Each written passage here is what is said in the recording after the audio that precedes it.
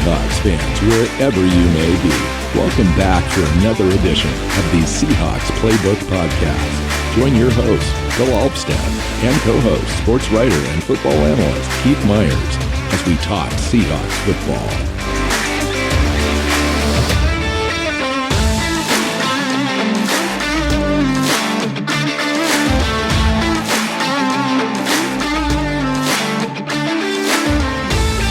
Hey Seahawks fans, welcome back to another episode of the Seahawks Playbook Podcast. I'm your host, Bill Alvstad, sitting down with Keith Myers. Good morning, Keith. How you doing? I am doing all right. It's cold and snowy and unexpectedly, because even though we've had snow all week, it was supposed to kind of melt and be done, and it snowed overnight again. And so we're freezing up here in the Pacific Northwest. Wow. That's I did not know that. Yeah. My folks are up there. I talked to them a couple days ago, made sure that they had heat and water, and everything was okay, and they weren't going out to get their mail because they have a little slope of a driveway that I don't want them climbing down when it's icy out. But they didn't share with me that it was supposed to continue for days upon days. It wasn't. Yeah. Anyway. Kind of supposed to be done, but woke up to more snow, and I'm just like, you know what? I'm done with this. Let's warm up and get back to life as normal. So yeah. Anyways, nice. That's not where we're here. This is not a weather podcast. So one of the most exciting things. So we're playing the Detroit Lions this weekend. One of the most exciting things that happened to the Detroit Lions franchise is that Keith Myers did a live mock draft last night, and he was the GM for just a moment for the Detroit Lions franchise as they picked number 2 overall, and they took Kayvon Thibodeau with that pick. And for a moment they had something to cheer about. For a moment. And then a little bit later, about a half an hour later, they got another pick, and Jenny, our partner through NFL Mock Draft database for that show, mocked them a wide receiver, and flashbacks to Charles Rogers and Mike Williams, and it's something about first round wide receivers in the Lions are just absolutely not something that my brain will ever connect positively with ever again. So all the cheering, all the pretend cheering ended at that point. That's funny. So what do you think of Dan Campbell and the job that he has there with trying to remake that franchise? And sort of he's an interesting guy in that he's really, really fiery and just real. He's like a real dude with a real football persona, and he's trying to get them into just a completely new mindset, top to bottom, and it's hard to do. Yeah, that organization has a massive culture problem,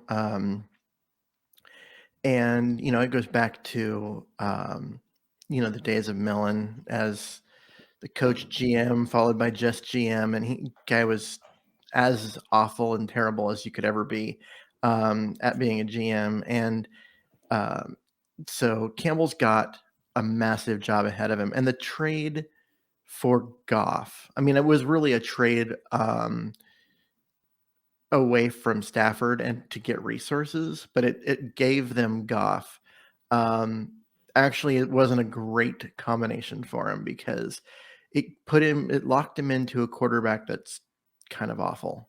And so they need an opportunity to get out from underneath that. This was supposed to be the year that they were able to do that because of all the resources that they acquired.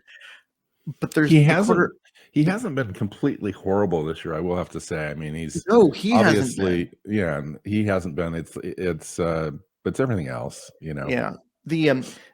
I think that Campbell's done a good job. I mean, you watch this team and they're bad. They're just genuinely bad, but they do fight for him.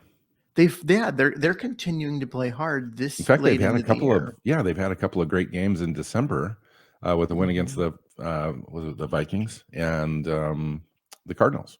Arizona, and yeah. that's great in December for a franchise that's looking at the first 2 or 3 picks overall in the 2022 Mhm. draft. So, all right, so let's talk about the Seahawks for a little bit.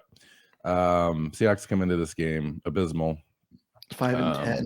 5-10. Just Woo, that's brutally hard to bad. say. That's hard to say. In no way, shape, or form do they look like the team that we had talked about in Mm-mm. September. And it's hard to know which direction that this franchise is moving. There's a lot of talk, speak, coach speak, player speak at the end of the year where, players are still trying to say the right thing. And for the most part, I think in the Seahawks organization, they are successful at that. And the coach has kind of hinted that there's ongoing dialogue with Jody Allen, and that John Schneider's, for the most part, the point guy with that relationship, and that they have ongoing conversations all the time about the direction, different personnel moves, decision making on a semi lower level. She seems to be, at least aware of those decisions, which is a good thing. Mhm. While not inserting herself in those decisions is the proper thing. And, there's a lot of talk out there with regards to fans about how involved she is, who she is, what she's about, what she's going to do, what she should do, all that kind of stuff. And I'm just here to tell you, bottom line, she is a strong person, a strong owner, a self-made woman who happens to have taken over her brother's highly successful philanthropic endeavors and taken over Vulcan and so forth. But she has high level people in place, and she's in complete control. And so I just want to make sure that people understand that, because it really rubs me the wrong way when I hear otherwise, and that she's somehow weak and doesn't know what she's doing and all of that. Yeah. I mean, That's this just isn't is a really frustrating for me. yeah, this isn't a Mark Davis situation where, he's got nothing personal to hang his hat on except for who his dad was. Um, Jody Allen did inherit, the Seahawks and the Blazers from her brother, but she also had her own very successful business endeavors beforehand. Like she was extremely successful on her own Yes. before her brother passed away. And like I said, this isn't a Mark Davis situation. So I think that people need to recognize that there's that. I think a part of it is, um, sadly, that she's not going to be one who's going to be out in front talking to the media. And so she's in the background, and people are just assuming, oh, that means she's uninvolved, and she's not. Pete Carroll's been talking about that. John Snyder's the one, talks to her all the time, talks to her like weekly. There are a lot of conversations about, the direction of the franchise, what's going on, where things are going, all these things. Um, she's on board with everything. And so it's not a case where she's just an absentee owner. Hmm. Yeah. So we'll leave it at that for now. Stuff will happen, or won't. And I think the franchise is in good hands, and will be for the foreseeable future. There's still no determination long term as Mhm. to whether or not she intends to retain the franchise or sell it or whatever. And there's no time, I think, right now to speculate about that sort of stuff. Get Well, through the season and we'll figure it all out. the only thing that she has said in that regard was that the sports franchises would be used to continue her brother's philanthropic um, endeavors. Um, and that can be seen in a couple ways. A lot of people are like, "Oh, that means she's going to sell, so she can use that money," um, or it could be seen that, hey, these things are profitable, highly profitable, and if she retains them, They then still they work as intended. yeah, they continue to make money for, uh, that, um, charity, and so it's a matter where, how do you view that? And it appears that, at least with the Seahawks long term, she plans on holding on to them, and allowing them to continue to make her a bunch of money that she could then spend on philanthropy. So the Blazers are a slightly different question because their profitability is less. And so there has been some talk in the Portland area about perhaps her looking to unload that team at some point, but it looks like she's here to stay as far as with the Seahawks. All right, so let's turn our attention to some football stuff. So let's talk about the game a little bit.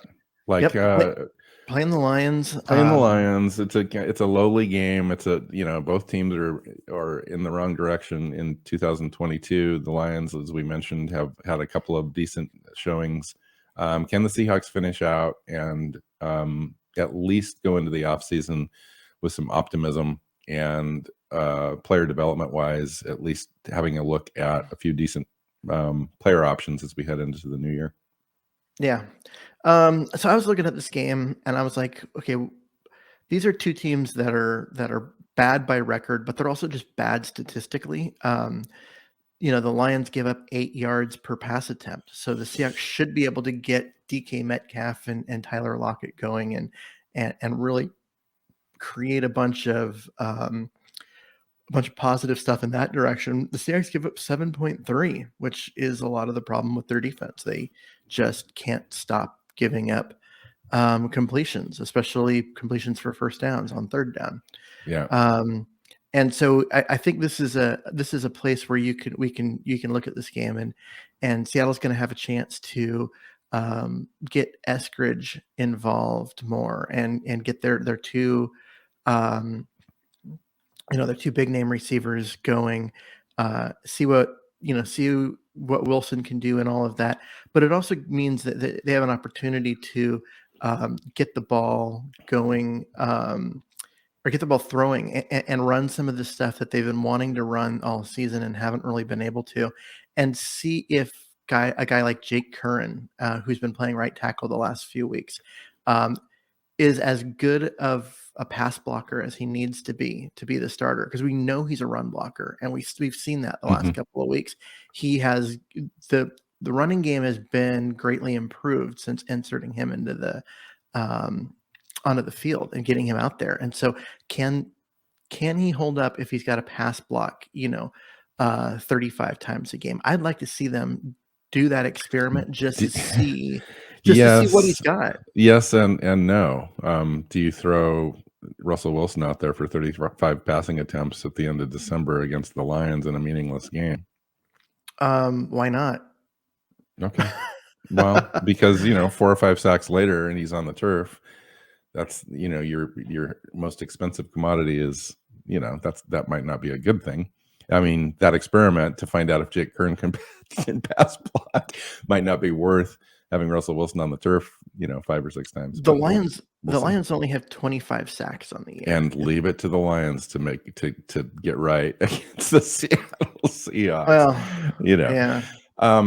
So the only team worse is the Falcons, and I had to go ahead and verify this number because I can't believe that it's true. But the Falcons have 16 sacks on the year. Yeah, and the Seahawks have what, 21? No. Where'd they go on here? 29. They're better than the Lions. Oh, okay. So we've come up. Yep.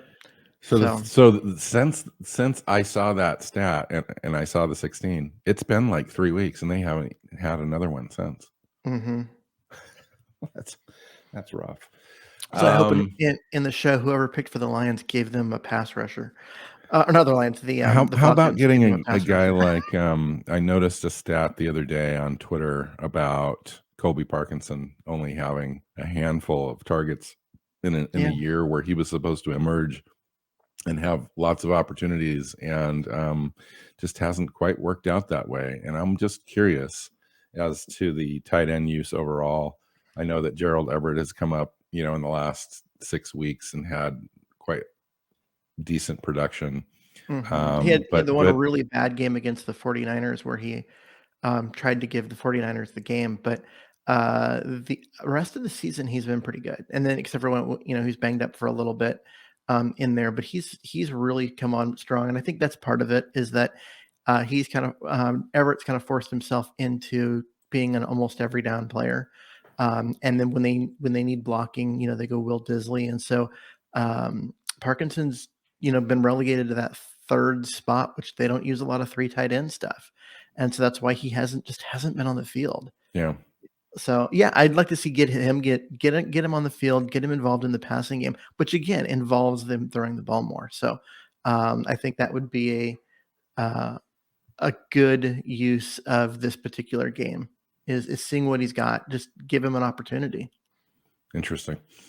So who else, Keith? We know that Rashad Penny has looked great, but what else do we have? I mean, going forward, Travis Homer's out, or has been, out, and DJ Dallas is available and has looked okay at times. He's been a great kick returner this year, but he hasn't been so much involved in, running between the tackles and kind of being a back of choice. They've gone to Collins and then it's Penny. He's never really had that opportunity to kind of take over. They've got a kid by the name of Josh Johnson who's been on the practice squad all year, that really hasn't had any touches at all as well. It'd be kind of nice to see at least a handful of touches go to those guys to find out what we have on the roster. Penny's not under contract next year.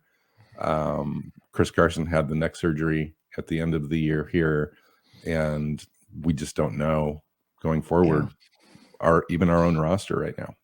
Yeah, I would say that at this point, like, it would be nice to see. I was ready to see Josh Johnson up with an opportunity to play until Penny came back and really established himself as, hey, this is a guy you can count on. This is a guy that is the best back on the roster.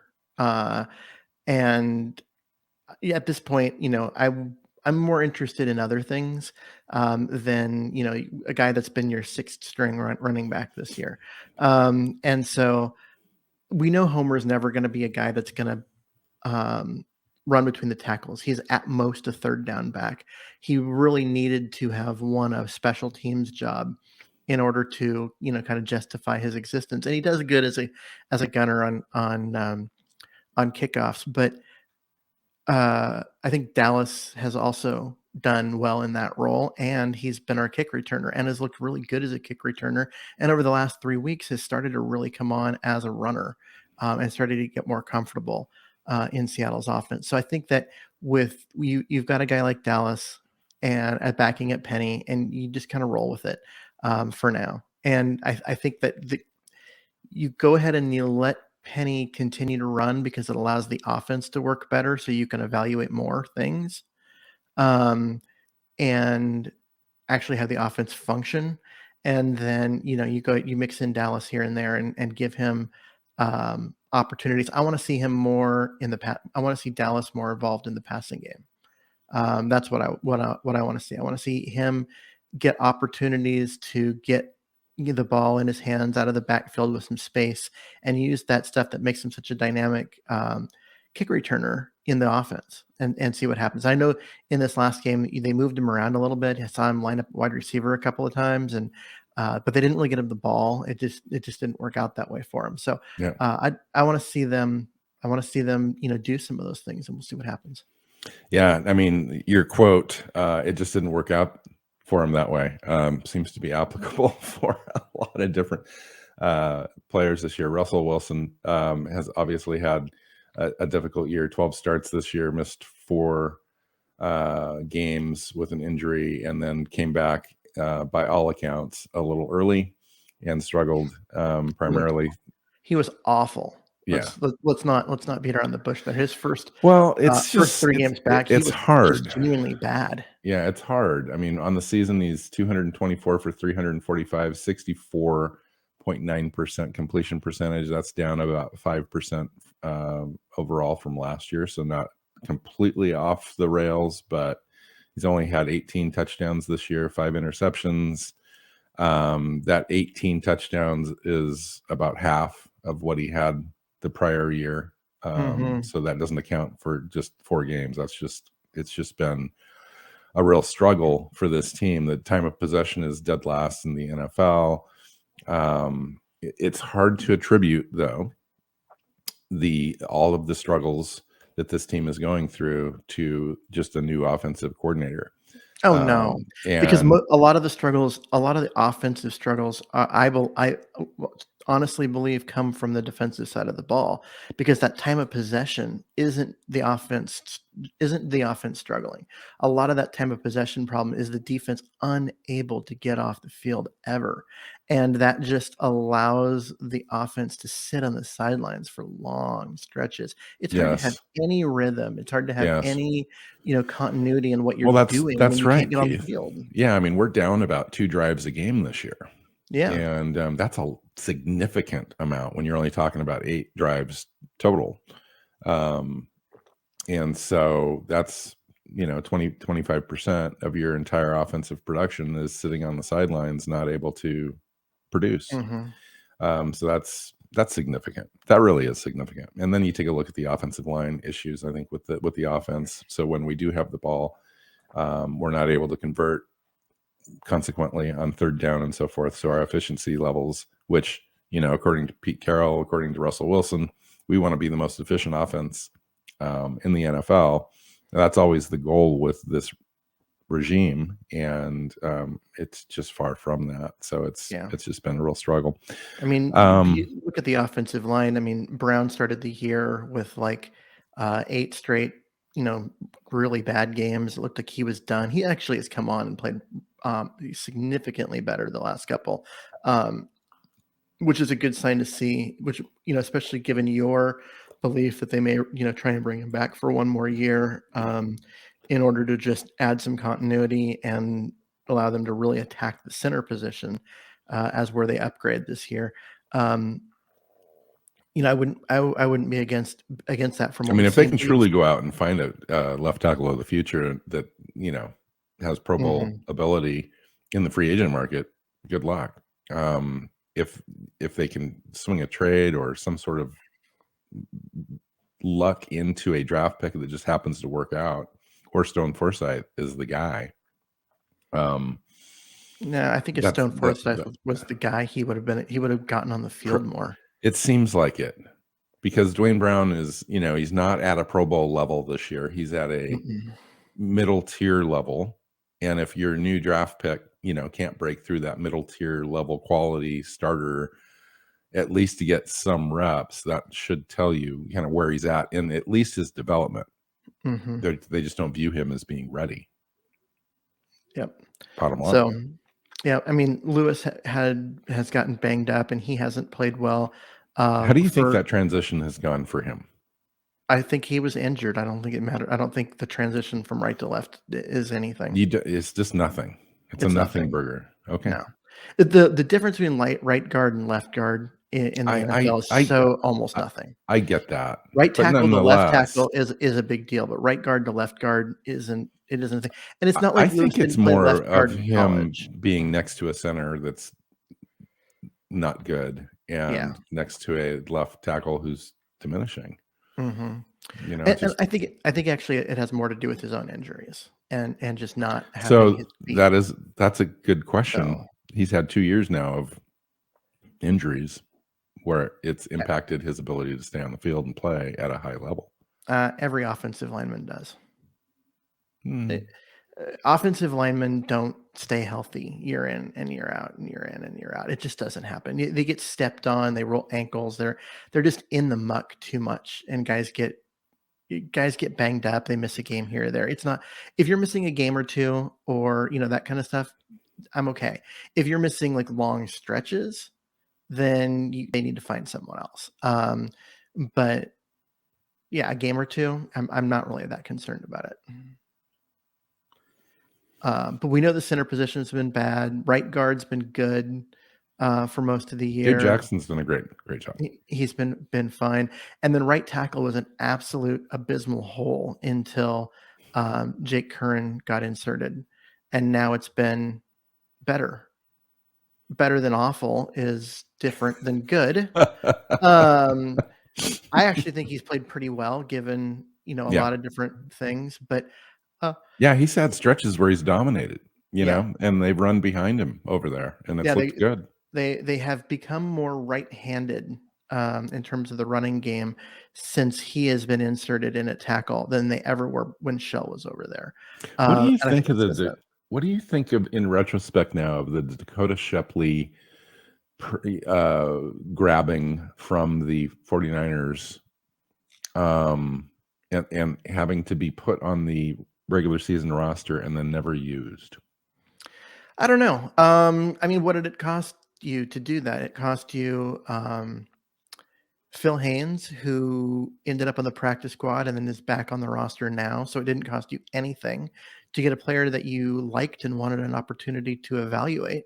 And he wasn't, um, He wasn't good enough to play with yeah, Posick and Fuller on the roster. yeah.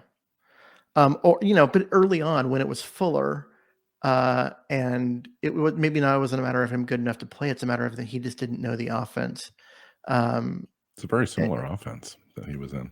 Yeah, but there's a lot of terminology and the personnel around him and a lot of those things. It's playing center there's a lot of mental aspect to it. And so for him to come in and be thrown into the starting lineup, I think would have been bad for Wilson. And so to give him an opportunity to um, get to know the system, get to know the scheme, get to know Wilson, all that kind of stuff. But by then Posick was healthy and back, and you go with the veteran player. I think at this point in the season, I mean, um, especially if they're gonna if they're not gonna do what I want, and that's to throw the ball around in this game and get some evaluation of Curran as a pass blocker, then if you're gonna go back to running the ball, why not put Shepley in at center? Because Posick's not the future. So Mhm. why not? Why not see what you've got there? But I have then a again, question. they see him at practice every day, and maybe they've come to the conclusion that, yeah, they've got a nice backup center that can play special teams, but he isn't a starter. Um, and considering it cost you nothing to get a backup center that can play special teams, I still don't have a problem with it. Yeah, interesting. Yeah, I hope they have a little bit more of Dwayne Eskridge here in the last couple of games. I saw some more targeting of him in this last game, and it would be nice for him to have, another in the last two games, 10 targets, 7 catches, kind of having a little bit of an impact on the game. Just kind of see what we've got there, because I truly believe that Lockett, Metcalf, and a guy like Eskridge would be a real nice trio going forward. And you keep a guy, re-sign a guy like Everett back. Disley's got it. We've got to make a decision on Disley. I would certainly bring Disley back just for the blocking, let alone just the upside on the pass catching. But so it'd be nice to kind of find out what our weapons are going into the off season as well. So anything else, Keith, you want to talk about? Not on the offensive side. How Now about the defense? Let's move over to the defense. Because I think one of the things that's come about the last couple games with Trey Brown, after Trey Brown's injury, and then DJ Reed was out, and they've kind of been forced to play these guys that they acquired after training camp. John Reed, Sidney Jones. Well, Sidney Jones has been playing all year, but it's Bless Austin and John Reed, and those two guys have actually played reasonably well, and I think that I'd like to see more of them. Is Bless Austin, was he hurt to the point where he might not be able to come back, or is he on the, I can't remember the injury report. I don't know for this. I don't know for this game. I just know that when he was out there in this last game, he played all right. He played significantly better than guys that were on the roster at the beginning of the year did when they were playing. So he's not on the injury report.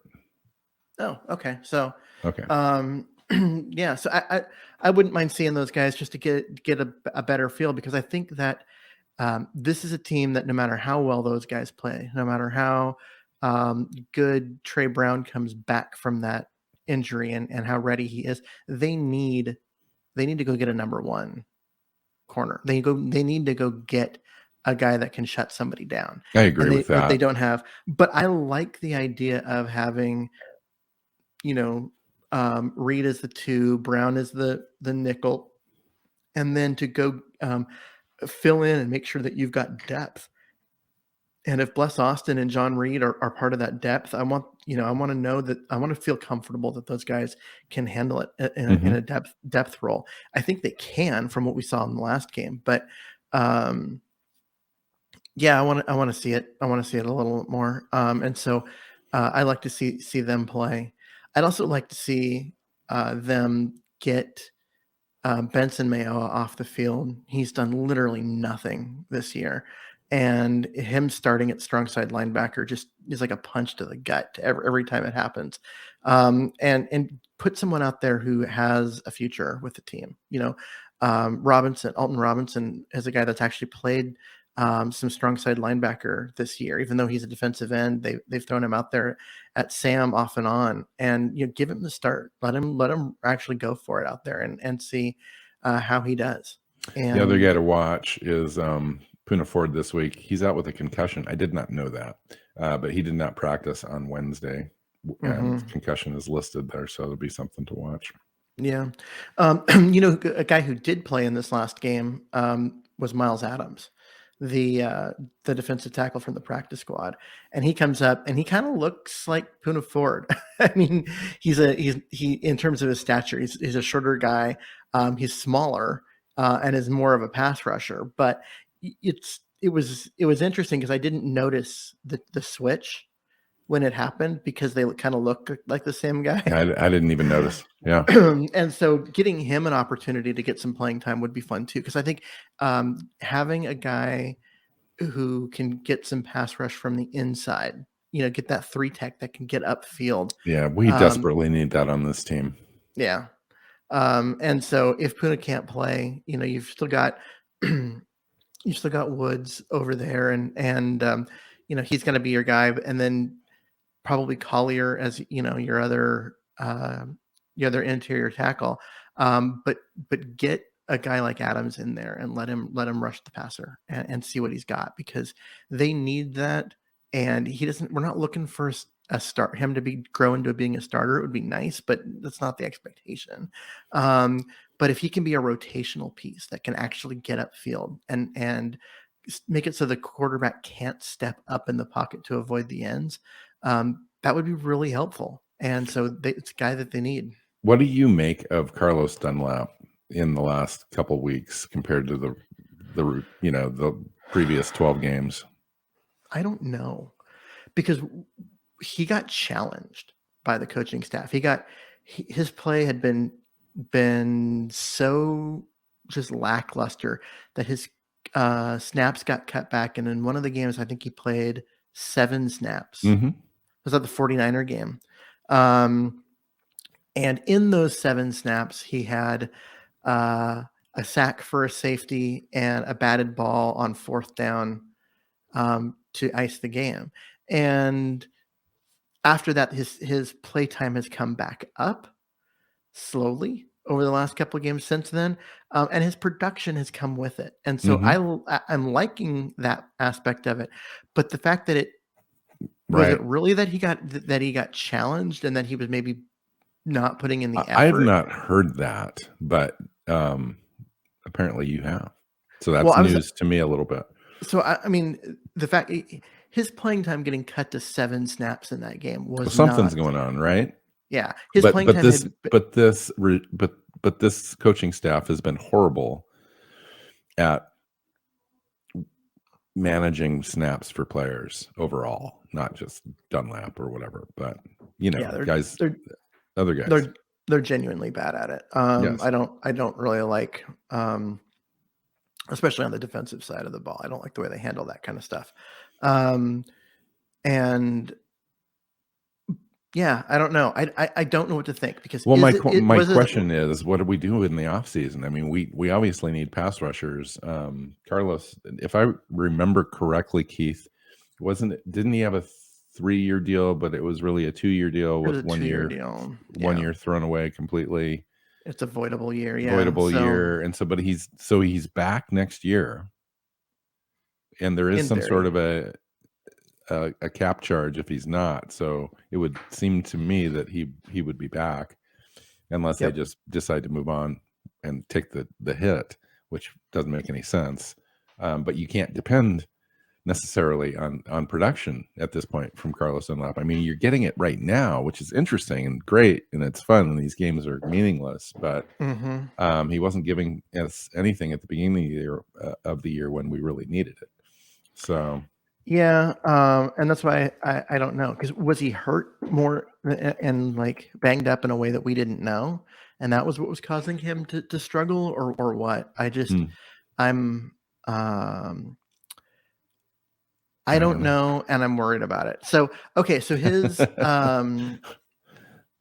contract for next year, his cap number is $6.5 million, which is reasonable if he plays as a Yes, um uh rotational deep. Yeah, a pass yeah, rusher. Yeah, and his the dead money for cutting him is 5.6, so they only get 900,000. yeah. So Um, he's going to be back mhm. unless somehow they ship him out or something. If they find a way, A little trade. if they find a way to trade him, or if they move him to, um,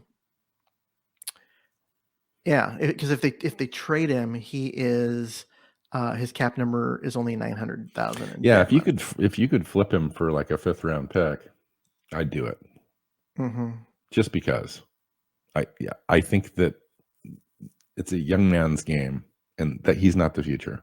And this team is 5-10, and you gotta move towards something more sustainable. The other thing that they could do is use a post June 1st designation for him, Hmm. in which he only counts 1.4 million against the cap, and they have 5.1 of Will savings. you do me So a favor and will you look at Dwayne Brown's situation?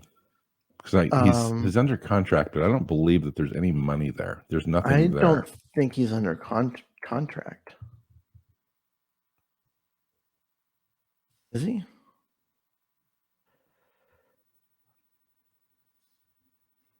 Last time I Uh, checked 2022, I thought I saw his name, and I didn't pay any attention. But I think I scanned it, and it was like there wasn't any money there. It was just kind of a placeholder amount. Yeah.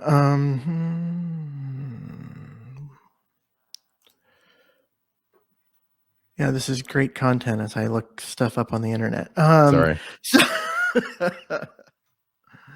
okay. Well, the reason I ask is that if they did bring him back, it would be only for a 1-year deal. I mean, you wouldn't give a multi-year contract to Dwayne Brown this offseason based on the play he had this year and kind of diminishing returns over the last couple of years. Now he's still a talent, and based on the idea that we don't have anything on the roster currently in place to take over. If we didn't solve it in the offseason, it might be worth chucking, a 1-year, $10 million deal towards him and see if he would take that. So his 2022 contract is void. Okay. There's What it no is. That's what it there was. it's a thing that existed in order to extend his cap hit, and push dead money into next year, but there's no salary, which makes it they have to re-sign him. He can't play on a contract that doesn't exist. And so they would reach a point, probably on the first day of the year, where he either gets Officially released. yeah, because there's no salary, so they can't hold on to him. It's basically an illegal contract. Right. So yeah, so he's done in Seattle with his current contract. He's also 36. Next year he'll be 37. And I mean, in one sense, they're gonna lose 3.5 million to him in dead money, because they did push some stuff out into that voided year. Either way, so you're like, okay, if you're already going to be paying, not paying him, but he's going to be on the books for that, maybe you can get him to come in and play for a little bit. But he made he made $9.5 million this year. That's actually incredibly reasonable for a left tackle. Yeah. Even a middle tier left tackle. What would your strategy be right now, knowing the situation? We've got Forsyth on the roster, really nothing else at left tackle. How would you approach the offseason in free agency first and then the draft to solve left tackle of the future issues? And even if that's just a 1-year placeholder solving, how would you approach 2022? Man, I'd want to know what else is out there and what you can go get.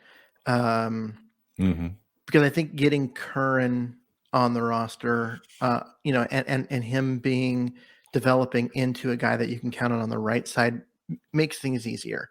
In that, rather than replacing 3 guys on the offensive line, you're now replacing 2. And if you can make that one by putting, by getting Brown under contract for 1 more year, I don't know if he'll sign that, but if you can get him to, especially at a lower number, given his I'm trying to look up right now what the left tackle situation is. I don't have it divided here. Orlando Brown Jr., Kansas City Chiefs. Yeah. Teron Armstead, New Orleans Saints. Dwayne Brown, Charles Leno Jr., Riley Reif, Cincinnati Bengals. He's not going to go anywhere. Jason Peters, Chicago Bears. That's the list. Wow. So, I mean, that's not the complete list. That's just the top offensive linemen in the 2022 free agent class. Now, I didn't mention the guards, Brandon Scherf and Laken Tomlinson, and Ben Jones, the center from the Titans, is on the list. Well, but that's the top 9 offensive linemen in free agency, and half of those will probably end up getting re-signed. Were you looking at last year? Is that last year? No, this is 2022. Because I'm looking at Cam Robinson. If he's available at 27, and his level of play, I mean, he's coming off an injury, so you got to. Yeah, they didn't have him listed. Yeah, you got to be concerned about that. But I would, I'd throw money at him. Yeah, in a hurry. I mean, he's a good player. Yeah. Teron Armstead with the Saints. He's 31. His contract is void, so he will be a free agent unless they can ink him. And then after that, I mean, it's pretty bleak. But we'll have this conversation, longer conversation about these position groups and availability and free agency and all that kind of stuff. But it's just an interesting conversation as far as the Seahawks are concerned. On Dwayne Brown specifically, my only thought was Dwayne Brown's available. He's already got a home in Seattle. He's established. It'd be nice if Seattle could throw him like a 2-year deal with 1 year. It's really a 1-year deal, just to get the Seahawks to another year where they can try to figure it out, because they don't have a first-round pick this year. And if they did have that first round pick, it would be early enough where we could go get ourselves a freaking tackle. And it's just not going to happen this year. So, in free agency looks, I mean, one way or another, it seems like we're going to have to throw money at left tackle. At left tackle, it never looks good. Yeah. Well, especially if somebody's going to be made available, it's always going to be, Cam, whatchamacallit? Robinson. He's a top 15 guy. He's not like a top 3 guy. True. And that's why he might be available. And he might be re-signed. We just don't know. Yeah. I mean, it's an interesting situation, because I think that left tackle is so hard to find, and there aren't enough of them in the NFL. It's kind of like quarterback, where there just aren't 32. Yeah. There aren't 32 guys with that skill set at that size in the world. And so when you've got one, you try and hold on to them as best you can. But the question for Seattle is, do you have one? Yeah. Because what does Dwayne Brown bring to the table next year? We already saw diminishing returns from between last year to this year. What is another year of age? Yeah, it's you know, not good. I mean, that's why I think that you try to get some reps in the last couple of games for Forsyth. I really do. Otherwise, you just have no idea, really, what you've got in Forsyth. Anyway, another discussion another time. Let's go have fun watching the game. We've reached the point in the season where, whatever, let it go, people. You just got to let it go. It is what it is. Go have fun with the game. Pay attention to individual contributors, and that would be coming back next year. And cheer on those guys. Cheer on the team. Hopefully we win. It'd be great. And take care of business, and then go finish out the year the following week against the Cardinals. So, anything else? No, let's do it. All right. So follow Keith on Twitter at Myers NFL. I'm at NW Seahawk. The show is at Hawks Playbook on Twitter. Seahawksplaybook.com is the website. Follow us on your favorite podcast platform and YouTube channel, and don't forget to subscribe. So until next time, go Hawks. Go Hawks. Seahawks Playbook Podcast listeners, thanks for joining us for another edition of the show. You can find us on Twitter. Bill is at NW Seahawk, Keith is at Myers NFL, and the show is at Hawks Playbook. You can listen and subscribe to the show at SeahawksPlaybook.com.